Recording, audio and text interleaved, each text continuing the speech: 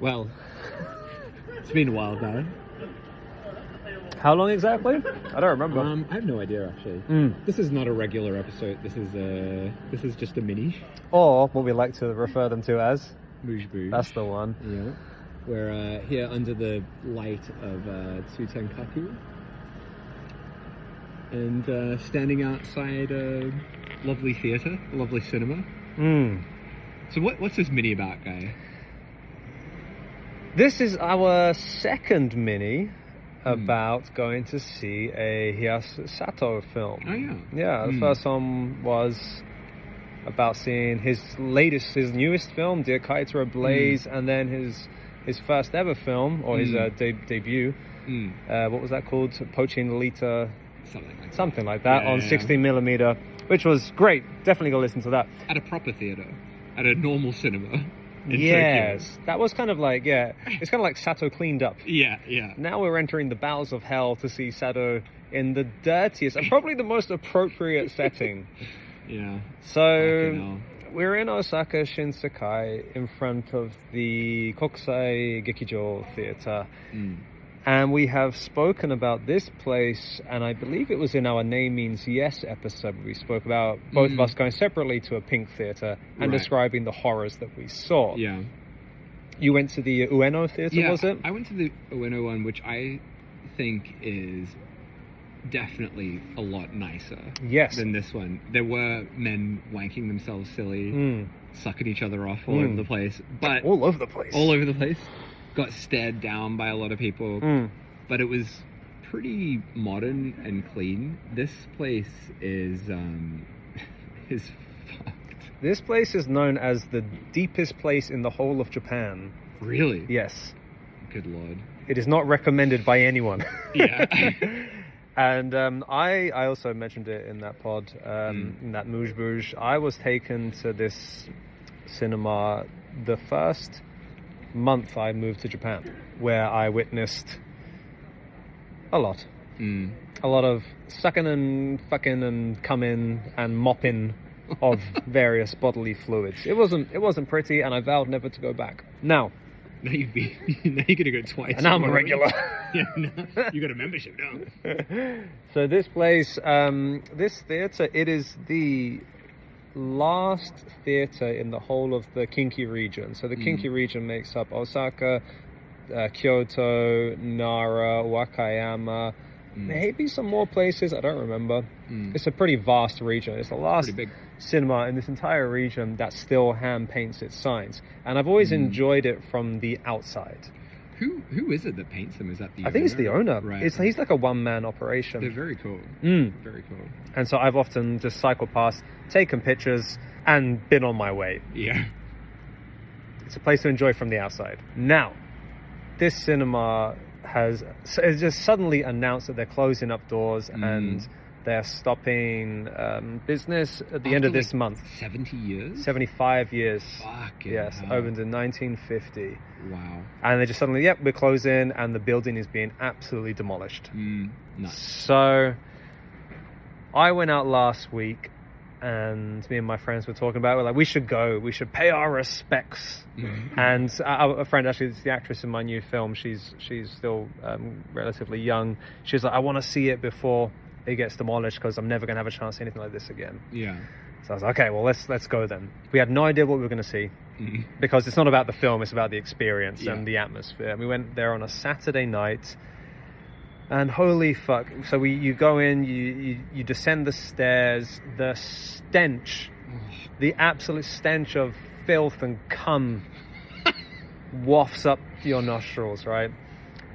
Now, I say stench and filth and cum because the clientele, who are they, Dave? Well, from what I've seen, it's a lot of homeless people will spend the night in there because it's like probably the cheapest place to spend the night. And then the rest of it, as we've seen just standing here outside the theatre, we've already seen quite a few fellas walking past with cat ears on, a couple of wigs. Yeah. So it's quite an interesting clientele there. But basically everyone that's going there I mean, look at. I mean, we're just watching now. There's just like two young lads walking in with backwards caps on. I mean, I'm not gonna lie, mate. I'm fucking terrified. I would not go here by myself. No. I'm expecting you to protect me Don't tonight worry. from getting cum all over me. Yes. So see, you're dancing around the bush, but you're not saying it directly. Yeah. So why do people go to the cinema? Essentially, people come here to suck each other off. Yeah. Basically. And you know, same when I talked about Ueno, and when you talked about coming here as well. It's basically just guys circling around, looking for Dick? a willy to chow down. It's fun. And actually, so I went to Ueno Pink Theatre last year, and it's quite clean. Yeah. And also, it's dark. It's an actual cinema. So this one is like... It's surprisingly light. Shit, I'm fucking worried about Yeah, this. so I went there on the weekend, Saturday night, so it was a booming night.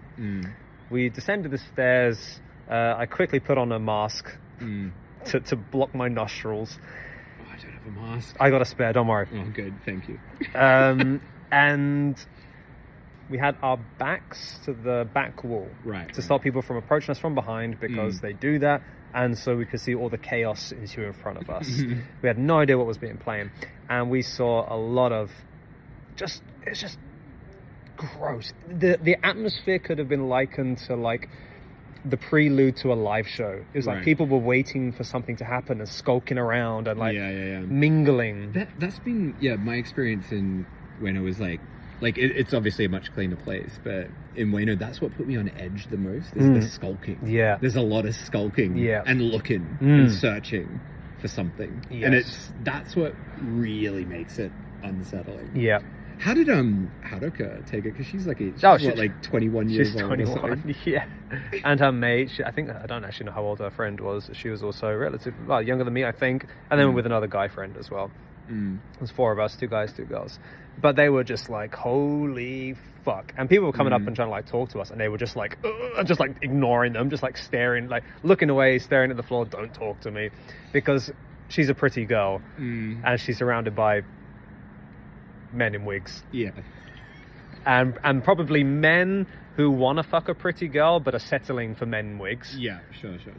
So anyway, so we went in, we started watching this film, or more just the atmosphere, and not really paying much attention to the film.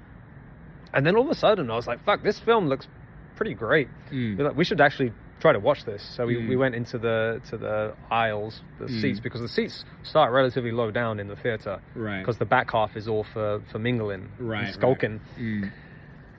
We couldn't concentrate though, because the guy in front of us was like staring at us. He had like turned his body away from the screen, was sucking on the ear of the guy in front of us, but like watching us, like staring at us directly, like with like, you know, in the seat, in the aisle in front of us. So we were like face to face, so this guy just watching us was sucking on someone's ear. So we were like, right, let's go back. We need to leave. Yeah. So we turned around, as we found some man in cat ears surrounded by dudes who was just getting touched and licked. I don't know if I can handle a full hour of this. So we were like, fuck, we can't go back to our safe space, which was the back wall. So I was like, let's go to the smoking area. So we went to the smoking area, which is the most disgusting looking place. Can you see the film from the smoking area? No. They have this shitty little TV up in the corner, which you can watch. So we should like just get that back wall and just stay there. Yes. But you won't be able to concentrate on the film. So that's the thing. So we couldn't concentrate on the film, so I ended up missing pretty much all of it. Seeing a bunch of horrendous sex. Yeah. And then, after probably the second cum shot I witnessed, I was like, hang on, this voiceover is Kiyomi Ito's. And we're like, I was like, that's kind of, it's such a recognizable voice. And then the more I was watching it, you know, I started seeing like these like video cameras and like mirrors and things. I was like, could this be a Sato film? I was like, no, what are the odds? That would be madness. But then when more I watched it, I was like, no, this has to be a Sato film. And then the film concluded all the lights turned on, saw a bunch of stuff I didn't want to see. And then I found the poster of the film when the lights turned on, everyone like scuttled off like cockroaches. They did. When the lights go on. And I was like, holy shit, it is a Sato film. I was like, what? That's a great coincidence. Fantastic. Not, and then not just a Sato film, but one that you can't really see anywhere as well. So that's why I'm here today. So I got dragged back. Dave was too scared to go on his own. I'm not gonna go on my own to this place. So here we are once again. We'll report back later, I guess. Yeah. So we'll go in and... I'm hoping it's not gonna be as bad, because when I went, it was Saturday night. It's now Monday. I'm not sure, mate. I've seen a lot of people going in. I think it's gonna be fucked. It's gonna be fucked. All right, I guess stay tuned, folks. We're going in. Well. 本日はご来場いただきまして誠にありがとうございます。ただいまより上映いたします。最後までごゆっくりご鑑賞くださいませ。なお、上映中はお手持ち品、特に貴重品はお膝の上に置かれましてご鑑賞くださいますようお願い申し上げます。Here we go. I think this is the bleakest place I've ever been. The lights are off. Here we go.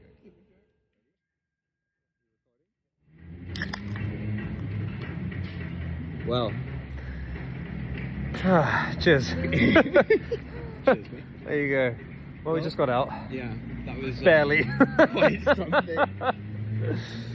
Maybe we'll save the... Should we talk about the experience first and then talk about the film? When you say experience, but how grim and dirty and frightening it was? Yeah. Yeah. So how many dick sucks did you count? I mean, I think we got off relatively light.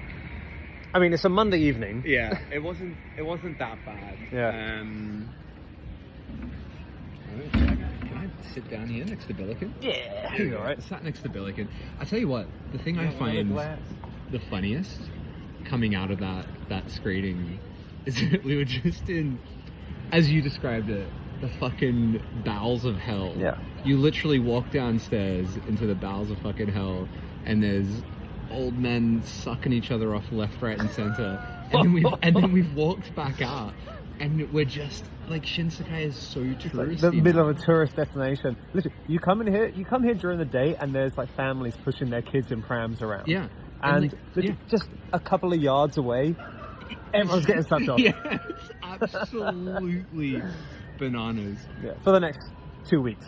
Yeah. And then that's it. Yeah. That's it. Yeah, fucking hell. Wow. I mean, I was very frightened going in there. And it was not as bad as my experience in Ueno. Oh, really? But I think it was worse in the sense that it was filthy. Like, it was disgusting. Like, the place itself, you walk down these stairs into this absolute dungeon hellhole of busted ass chairs, just men skulking about, and it's just so like fucking bleak and lit and just stinks of piss and cum. Did you get what I meant though? How light it was? Like it's a brightly lit cinema. Yeah, it's pretty brightly. Like, I was watching the screen and I could see people getting sucked off in the corner of my eyes, like clear as day. I was pretty concentrated on the screen to try to not see that stuff. Oh, it's just bad. And the sound as well. Like, when so we in Shinsekai, the area we're at, there's another pink cinema, Toei, and within there there's the Rose Theatre as well. And I remember the Sound of Summer played there a few years ago. Yeah. On like a one-off event, and the sound was shit. Yeah. It was terrible, and I kind of thought that the sound that the place we went to today would have been better. Yeah. But it was also very quiet. Yeah, I could barely hear what was going on, which made it a bit hard to understand the film. Yeah, and was drowned out by slurping. Yeah, slurping and moans. Yes. The whole way through. But, there weren't that many people in there. Like, when we walked down, there was a few people just asleep. Like, on the seats. and there were a handful of guys just circling around and around. One guy in particular was really freaking me out because he was circling quite fast. Yeah. And he had some plastic and he was like crinkling it the whole time, which I don't know if that was some kind of like is that like a sign? sign? Yeah. It's like a bird call. Yeah. Woohoo! Yeah. But he sucked off at least 2 people. In there. Oh, he did all right then in 1 hour. At the front, like early on, he went down the front, and I think there was some guy at the front that he mounted himself onto, and then later, right across from us, he found a line to do his business on, and but he stripped down. Like he stripped off. So in the corner of my eye, there were these two old lads slurping away while the film was going. Is that the same guy who like stood right in front of the screen at one point? Just Yeah. He was kind of the main offender of the night. Oh. But there were also, we mentioned it before we went in, but there were these young guys with like backwards caps on. They looked like some sort of hip hop lads who went in, and I guess they were going around sucking off people as well. Because at one point, one of the backwards hats boys, we heard his belt buckling, and he was walking around. He was trying to get involved. Very interesting. Also, like, it was funny at the start. I was trying to watch the film, and there was just a head in front of the projector. That was the young lads with the hat. Yeah, he didn't know. He didn't know where to stand. It's his first time going there. Christ Almighty! It was a lot. Yeah. But the film itself, so I saw this film just 2 days ago. What's the name of the film again? So it's Look Into Me on Letterboxd. Yeah, I don't know where that title came from. Is it an official title or what? But yeah, on Letterboxd it's called Look Into Me. Right. The Japanese title, as how it's being billed here today, is called Watashi no shiroi hada no mibojin, which means my white-skinned widow. My white-skinned widow. Right. Well, is what it's called, which was billed as is here. And then there's the other title, which is like a perverted widow in hell. Yeah. So that's this is where it gets fucking confusing, because now on Letterboxd they're renaming everything to the preferred Sato titles, which is getting really fucking confusing. So I knew this film as Widow's Perverted Hell. Yeah. And I've always known it as that, and now it's become Look Into Me. So yeah, I don't know where did they get that from? I think because there's always like the original title that Sato preferred. Yeah. But then it has to get like renamed to a more sexy title. I get that, but I don't know how that comes across the border. Right. You know what I mean? Yeah. Because like neither do I. I've got no idea how it works. Yeah, because I saw his Molester film, the Molester train film. Yeah. Which is like Jikan Densha Irashai Koi. Yeah. Which is like is it Give Me Shelter? Is that one, or is that a different one? That's a different one. So but his title is Happy Birthday. And I remember because I went down to Tokyo for the Nicest for Pinocchio screening in July, which when my birthday is. And he was like, Guy, you should come. He messaged me. He's like, Guy, you got to come to this. Yeah. The real title is Happy Birthday. And I was like, God damn it, Shadow, you got me. But which is fine, because that's kind of that hasn't actually been released either, has it? I don't think so. Outside of Japan. So with these like Letterboxd English titles that have never had a release under that title within Japan nor outside, I wonder how that title gets drifted across the overseas, I really and how have no Letterboxd users pick it up and then add that title. With Name Means Yes, I mean that's an obvious bootleg title, so that makes sense. Same as like say Tumbling Doll of Flesh. That's just a bootleg title. That's not an official title. Until Massacre Video released it in America and picked up its bootleg title and released it as the official title. But in this case, these are the preferred Sato titles, but I don't really know how people know them. Yeah, they've as far as I know never been released under those titles. They haven't. Yeah, but Look Into Me, my God, fucking great film. It's really good. It's sort of one of the many like S&M themed Sato films, but just like you said it before, like just has all of his tropes in it, right? Like the video footage, that fucking black vibrator that he loves so much. That. The gas mask, which shows up in all of his like early 90s films. And like he loves the final scene ending with someone doing something quite horrifying in public. And this has one of the best moments, the end of this film in Shinjuku, right? Of just, I mean, I won't ruin it if it ever comes out, but what a fucking ending. So good. One of the main characters doing something absolutely insane in public. And whenever I watch those scenes, I wonder how the fuck they got away with it. I saw this a couple of days ago, and after that I did a little bit of research, and I found that he almost got arrested for filming this scene. Yeah. Wow. So it's absolutely guerrilla. It's so good. And like, I was thinking that watching it, like it's so beautifully filmed, this final scene. And the whole time watching it, I'm like, I know it has to be a guerrilla scene. Yeah. But he captured it so fucking nicely. Yeah. And there's quite a few moments like that as well. Like that shot, there's a shot with basically you've got this guy who's got his, I guess, sex slave essentially that he's getting her to go out and do all sorts of stuff in public. Yeah. And there's a bit where she's like going up a lift and exposing herself. What? But then the shot coming down of him filming it with her in the foreground from the lift. I'm like, this is such a good shot. And they probably only had one shot of actually doing absolutely. That. Amazing stuff. That goes into the story though. I think the story's fantastic. Again, it's another S&M thing, but it starts off with a man who meets a lady just like outside a station. The man is on his way to an S&M club, so he's kind of getting into the whole S&M underbelly. And the lady, she is being sent on her way to basically put herself out there as the sub in the S&M world by her husband, who is the S in the picture. And then on the other hand, the guy who picks her up, his wife is none other than Kiyomi Ito, who is very much like a sub. Right. So you basically have two different couples who are like the S&M, one is the S, one is the M, who are getting into this world. But both of these couples mix. Yeah. And by doing so, Kiyomi Ito becomes the sadist, if you will, and the more dominant character.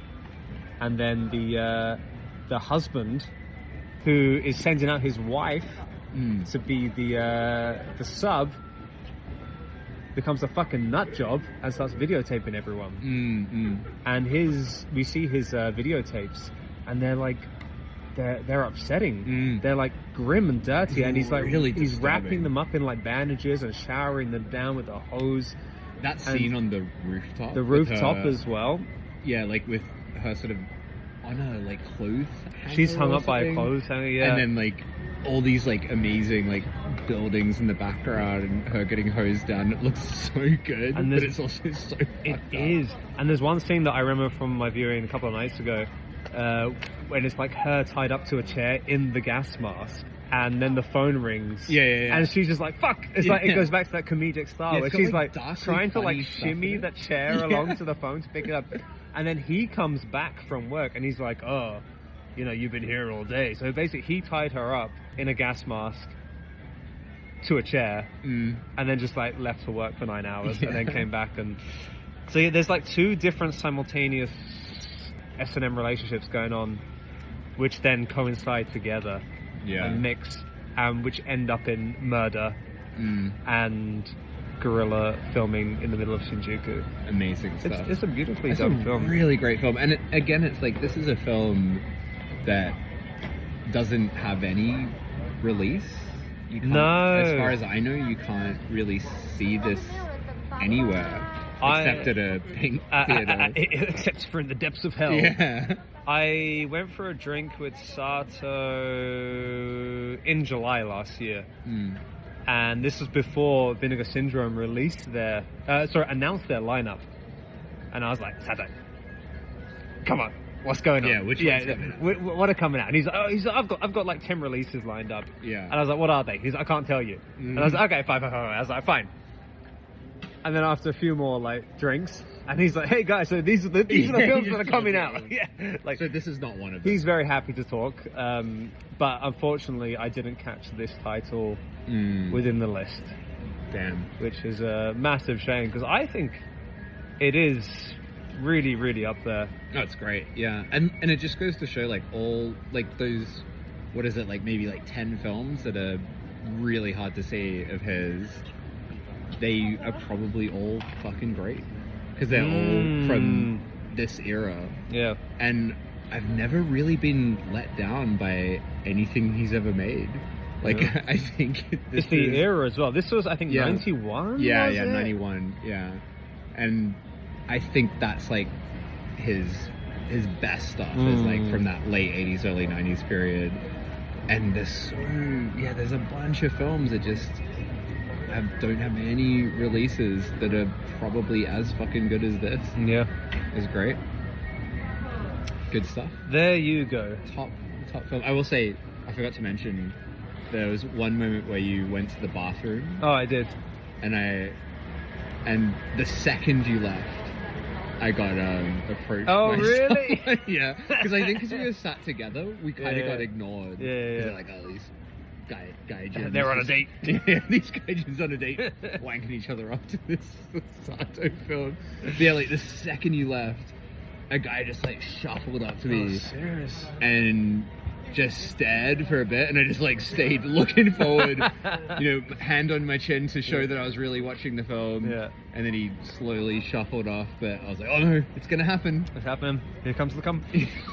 Oh god. But yeah, wow, what an experience. I'm glad glad I went there once at least to go down to the depths there. I said never again, and yes, and here I am. It twice in a week. Twice in a week. I'm a regular. The current schedule for this cinema is up until next week. We never know what will play, and then there is the final week, of screenings. Is that in April? No. So it's they've released the screenings, the films that will be screened up until March 17th. Oh, so this is the final one, right? And now. yes, and then there will be another week of screenings up until March 31st, and then the cinema is being demolished in April. I don't know when the demolishing will happen, but they're closing March 31st. Wow. So there is a week left of unannounced titles that may be screened. But I'm just like, fuck, if there's some more good stuff playing, I will go again. Because there is a film that played here that I saw, they had the posters on the outside, and it looked so fucking good.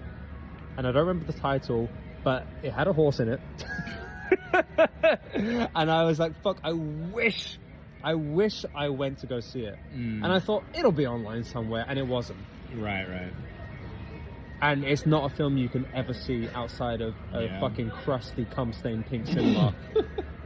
So if there is a film that is playing next week that I cannot see anywhere else, I will go back. But otherwise... I'll come back with you guys. Oh. I'll go back again, yeah. We'll see. That's another Sato film. That'd be great. Yeah. Wave. Yeah. We'll see.